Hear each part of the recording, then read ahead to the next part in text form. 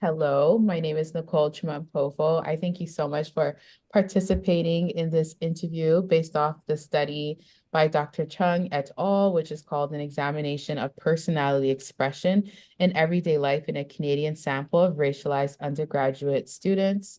I would first like to get your name, your year of study, your program, and your racial identity. Um, so my name is Sanjeevan. My year program is year 4, and my racial identity, as in what do I identify as? Yes. South Asian. Okay, and what program are you in? Um, so I'm a double major in Soc and Crim, and I also have a minor in Poli Sci. Okay, so to go over the overview of the study, according to the study, a sample of racialized undergraduate students from UTM reported experiences that suggest that their personality expression differs depending on whether they're in public or private spaces on a daily basis.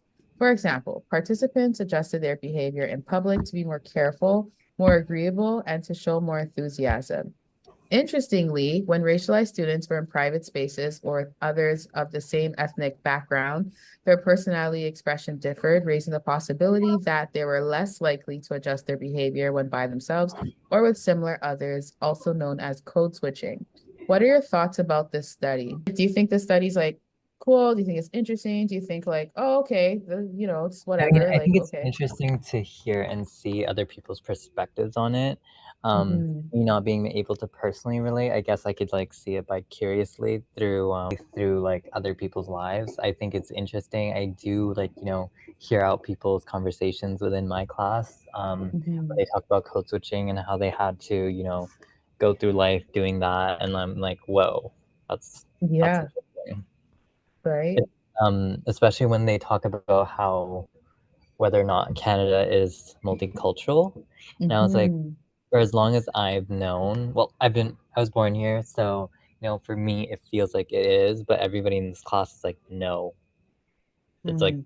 no, it's not multicultural at all. It's not accepting. It's not Huh. supporting of like racialized groups. And I was like, what? It's literally what Canada's known for, to be like Yeah, multicultural. I guess, very. I guess the evidence supporting that is like with the test that you take to be a permanent or Canadian citizen. Oh, We okay. were overlooking some of the questions within that test, and it Hmm. seemed like it was like geared towards more Caucasian people. Like the questions would be like, Mm. who was the main player in the Edmonton Oilers? Questions that racialized What? minorities would not like easily be able to know, and it's not really Canadian culture. Which Hmm. yes, I do agree with that. There could be more questions more related to racialized more minorities, but in the sense that Canada is multicultural, I do feel like it is personally. Hmm.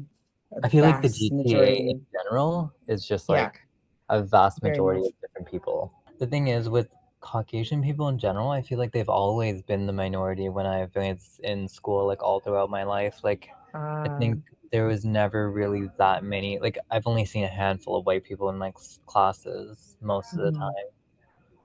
Oh, that So can probably like differ with your experiences because of that, that's true. right? That is true. Okay, so we're gonna get into code switching. I know we basically talked about it, but just to follow through with the questions. So to briefly go over code switching, it's a technique used by minority groups where they are not just changing their behavior, but changing their behavior to fit in with a dominant group based on their environment.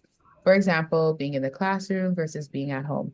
Code switching technically ensures that you don't feel ostracized and excluded.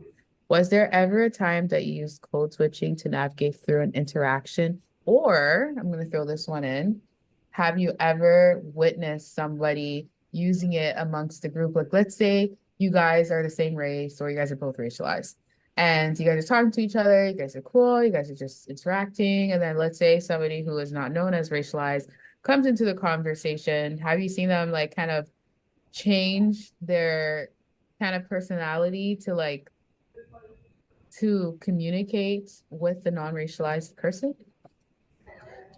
I feel like and even that's kind of a difficult question for me to answer because Mhm. like I for for me I feel like I'm a racialized person, as in I identify as South Asian, but I'm not like I'm not like well versed. Like totally. So basically, it seems like researchers found that when racialized individuals are in private versus public domains, their authenticity differs, leaving racialized people feeling ingenuine. When I say authenticity, I'm talking about how you feel about the way you are. So do you feel like how you show your true self is different when in private domains, such as your home, versus when in public domains, such as school? So again, that relates to like, this particularly relates to like being with your, I know you said you don't, like you guys are kind of estranged from your other family members. So do you feel like culturally, like at home, let's say, like how you eat or the type of interactions you have with your family members? Because I know like sometimes like ethnic families, we are slightly frowned upon, or not even slightly, but frowned upon by like white culture that we do. I've actually had my boyfriend over one time, and I was eating with my hand. He's like, "Whoa, what the hell are you doing?" He's like, "Whoa, like you're a Oh yeah. savage." I was like so traumatized. I was like, "Whoa, I gotta remain classy." So I'm just like, okay, well, I can't do that anymore. I guess not around him, um, and that Mhm. part of me is kind of So this leads to our last question. Is there anything you would like to see included in future studies for personality expression of racialized emerging adults? I think it would be interesting to see the perspective of maybe instead of emerging adults, like adults that are like immigrants, because I feel like they might have like, Mhm. more of a broader spectrum of like code switching because from traveling from some place like Sri Lanka, Pakistan, India, and then moving all the way here and to Canada and like having to adjust it and making a way of life by living and doing maybe minimum wage or like getting a normal job. They have to adjust Mhm. to this like type of culture really quickly, Yeah. and that might be difficult when like you're surrounded by white people, you're surrounded by other cultures, and they view the things that you do as immoral or like different, and you're like, okay, well, without realizing that this is called code switching, they're like, okay, well, I have to change my personality, my perception of what I have to do to Mhm. adjust to their norm. That's true. It's like putting on a mask almost, you know? Mhm. Yeah. That's so true. Thank you so much, Sanjeevan, for being a part of this interview. Thank you so much for sharing your experiences. I No truly, problem. truly, I truly hope that was appreciate it. helpful. I was like, Yeah, I don't really know if my experiences are helpful in this case. definitely is. It is. Trust me. It's it's good to see different experiences because, obviously not everybody's going to share the same experience. So it's nice to show others that, yes, you identify as racialized, but that doesn't mean that everybody has the same experiences. Everybody, it happens differently sometimes, or it just doesn't happen at all.